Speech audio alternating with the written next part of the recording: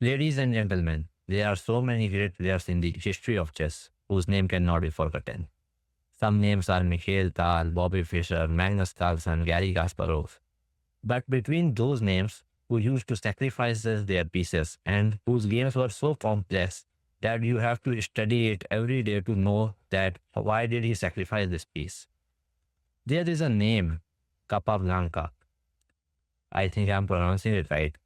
He never sacrificed pieces. He played chess so simply that even a child can know what he is trying to do.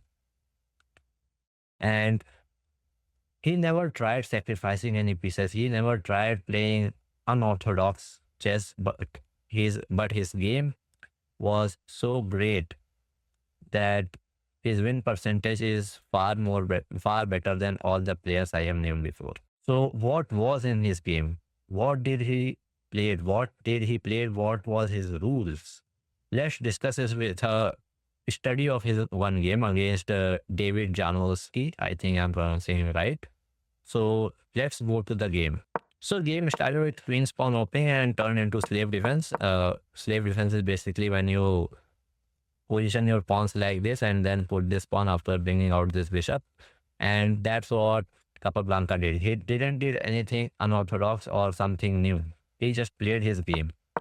And after this, he traded his queen. Now in this position, when he put his bishop there, he could have pushed it right there. Like everyone, like me, you, everyone tries to pin this knight for future. But it could have been a bad move. Because after this move, once again, let's say after this move, he could have came here. And now your bishop is threatened.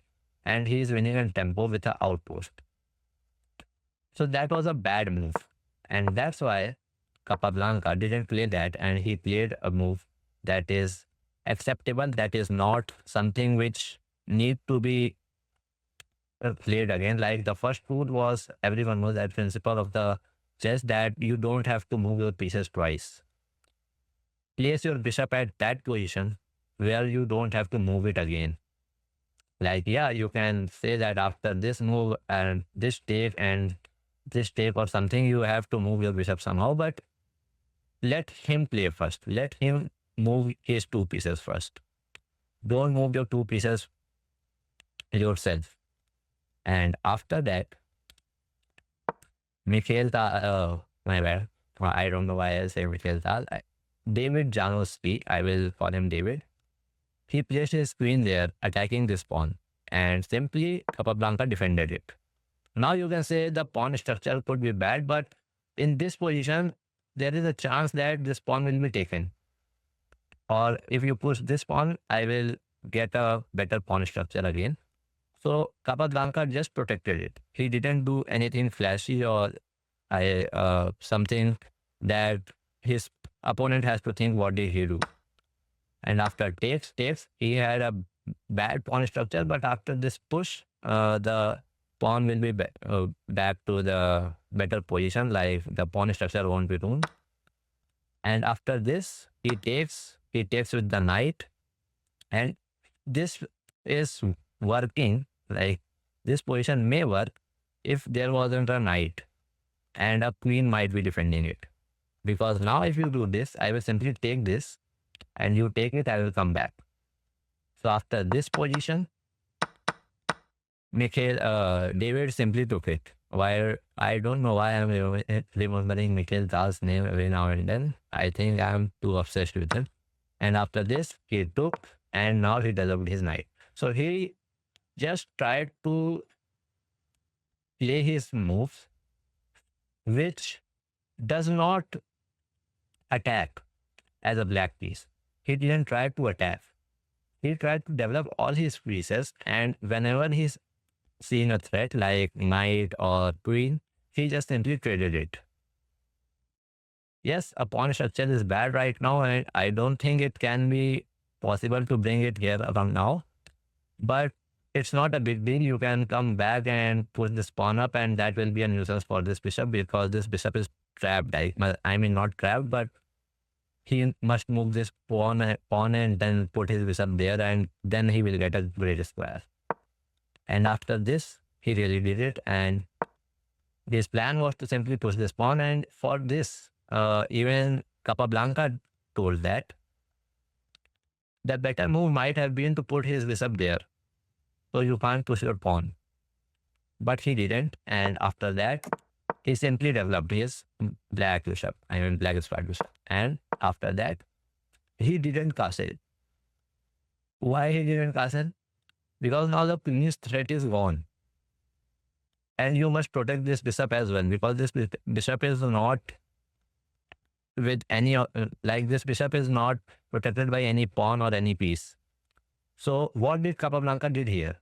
First, he developed all his pieces, tried to nullify everything which can be a threat in future. And after that, he coordinated his pieces so that every one of his pieces is protecting each other. Like this knight is not protecting anything. I mean, protecting king is, yeah, you can say the protecting king is useless. So his knight is not protecting anything, and his bishop is protecting knight. This bishop is, I think, attacking, and at the same time he will protect in the future. And these rooks are seeing each other. These pawns are not seeing each other. These pawns are not attacking or defending anything. They are completely useless right now. But after this move, he brings his last active piece. So this is the one more rule Capablanca used to play. Always try to activate all your pieces. Like in the last candidate tournament, you might have seen that Fernanda didn't do it. He didn't activate his rook and a bishop, and in the result, he lost, even after a bishop up. So yeah, he activated all his pieces, and after that, he tried to activate his knight because his knight was useless, not doing anything, and this pawn was useless. But now this pawn is not useless. He can push forward, he can go there out to an outpost, and that will be a great strategy. His opponent brought his knight back, trying to cover this square. Then he pushes this pawn. So this pawn was not active. This pawn wasn't doing anything. So he activated it as well. And you will see every move he is playing, he is activating one pieces until he gets an attack. He is getting ready for some attack. Like now, there are two pawns seeing it each, and there are only two defenders for this position. So now the knight can come there. He is checking every piece. He is activating every piece. This piece was useless. He brought brought it back to the game. And after this pawn push, he brought his knight there to an outpost. Now, yes, you can push it, but I will simply take it or get a better position. Like I will take this pawn, and now my knight is at the better position, and it can threaten everything, I guess. But he traded. His opponent traded the knight for a bishop, and now you can see his pawn structure is back. Yes, he sacrificed his pawn structure in the starting, but till the end he played like so his pawn structure can come back.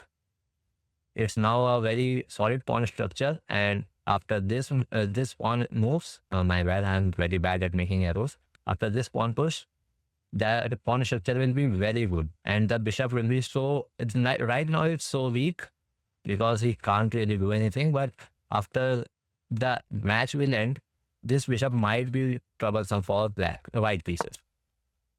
Opponent pushes the pawn. He didn't take it because he don't want to win pawn structure again. Because if he loses his pawn structure again, he might never get a better pawn structure again.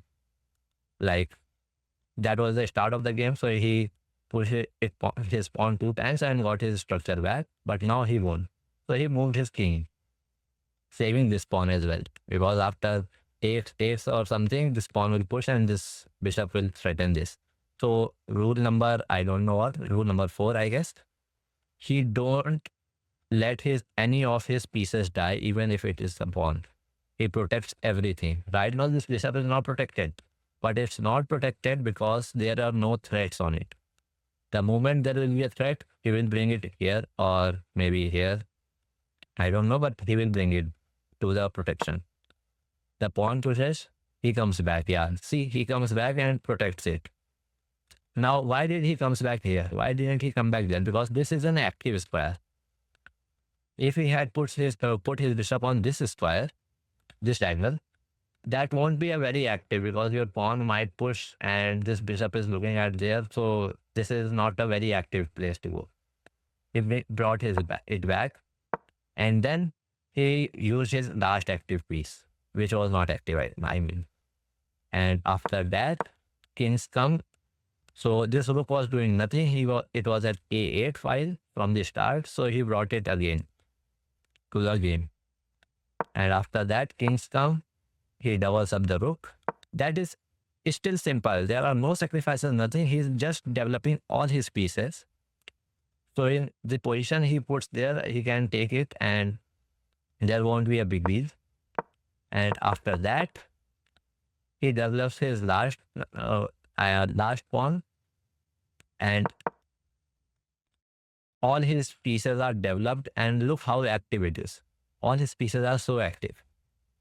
Like his opponent has 3 pieces on the back rank and Capablanca only has 1.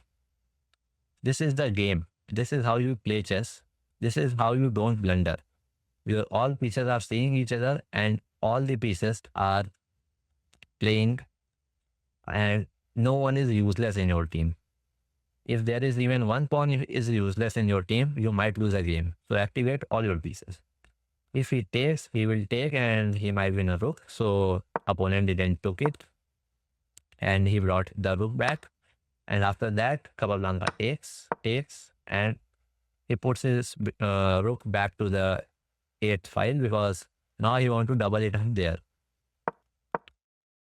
And after this, he doubled it up, and now, till now, there are no attacks from Capablanca. Yeah, there are attacks like defending this, attacking this, but opponent can simply defend it. There is no big deal. But when you play for that long, there he sacrificed one pawn so that he can bring his bishop there. And from there, I don't know what his plan is, but yeah, he sacrificed one piece and he can get it anytime soon. And this is a double pawn structure, so it's bad for his opponent. While the Capablanca's pawn structure is so solid. And after that, he brought his bishop there, and this outpost for bishop is so great. Now, he can't really make a queen from this side because there are 2 pawns looking at each other. If he had a pawn on this square and this square, they might be a trouble in the end because they will help each other and reach the 8th file. And after that, he checks him and he comes back, and now there is a blunder done by I guess David, because he didn't saw how big of the threat it is. There are three pieces looking at it, and if he moves this forward, you can't really take it, because if you take, I will take. If you take, I will take your rook. So you can't take it, and before that, he took the knight. So this move can be possible. And of course, rook takes, because if king takes, it will be bad for black pieces, because white pieces, because your bishop might be not able to run away after that. So after that, he pushes the pawn, and now he takes the rook. This is threatening, but this is a check. He comes back, and yes, even now he can't take it, and his bishop will be lost again. So what did he gain? After this, he takes, he checks, he comes back, he goes to attack this. So now see, if there are 2 pawns looking at each other, you might have protected one. But now there's pawn on the same file and you can't really save both of them. And this is how Capablanca will get a +2 in position. He comes back, he goes there, saving the check. He comes back, and there he takes with a check. Of course, this pawn will die. But this is not a problem, because after this, the opponent resigned. And why did he resign? The open file is for the rook. And if you try to check me, okay, I will go back. You can't check me again. And if you don't check me now, suppose you played a normal looking move, I will give a check and that will be a mate. So what did Capablanca did in all of the game? He didn't do anything flashy. He didn't do anything stylish. He just played his game, and whenever there was a chance, he tried damaging the opponent's pawn structure because he knew that in all the position, opponent is a grandmaster himself. So he will. I mean, I don't know if he's a grandmaster or not, but I think he is. So opponent will try to trade all the pieces on the. I mean, exact same equal position. For bishop for a bishop, rook for a rook, he will trade everything. But what you can do, you can not let him trade on his turn, and you don't let him get a solid pawn structure or anything. You just try to keep your all pieces together. Whenever you get a chance, you damage their pawn structure, even if your one pawn is sacrificed, because two pawns on the same file cannot be saved. They will be dead. I mean, not in the starting, but at the end of the game. Suppose there were no pieces and there were only two kings, this is still a draw because you can't push your pawn. And after this, the opponent resigned because there are not many checks. You can check me there, I will go, suppose there, you will check me there, I will go there. You can check me again, I will go there, and there are no more checks. You can try, but you can't really do anything because that will be a checkmate. Even if you move your kings to this position, I will simply check you, and once you go there, that's a mate. So this is what Capablanca played. This is what we learn from Capablanca. You don't have to play stylish. You just have to know that your pieces are well coordinated. They see each other and they play with each other. So yeah, that's what we learned from Capablanca. And I guess this is it for the video. Tell me how you liked the video, if you liked it, and subscribe to the channel, of course. So we will meet in the next one. Till then, bye bye.